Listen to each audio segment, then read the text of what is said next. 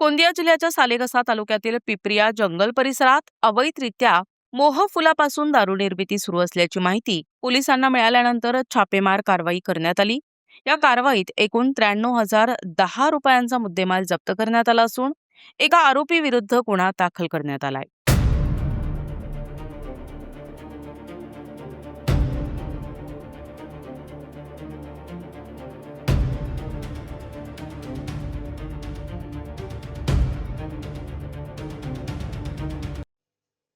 पोलिसांनी दिलेल्या माहितीनुसार पिपरिया जंगल परिसरात ही कारवाई करण्यात आली असून या प्रकरणी निपेंद पंजराम संसा महाडू या 32 वर्षीय आरोपी विरुद्ध गुन्हा नोंदविण्यात आलाय. कारवाई दरम्यान पोलिसांनी 11 पोत्यात अंदाजे 840 किलो सडका मोहाफूल, 50 लिटर हातभट्टी दारू, जळाऊ लाकूड आणि दारू काढण्यासाठी लागणारं साहित्य असा एकूण 93,010 रुपयांचा मुद्देमाल जप्त केलाय. आरोपी हा जंगल परिसरातील नाल्याच्या काठावर हातभट्टी लावून मोहफुलापासून दारू तयार करत असल्याचे प्राथमिक तपासात निष्पन्न झालंय.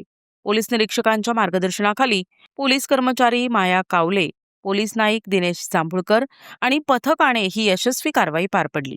या प्रकरणी संबंधित कलमान्वये गुन्हा दाखल करण्यात आला असून पुढील तपास पोलीस करत आहेत.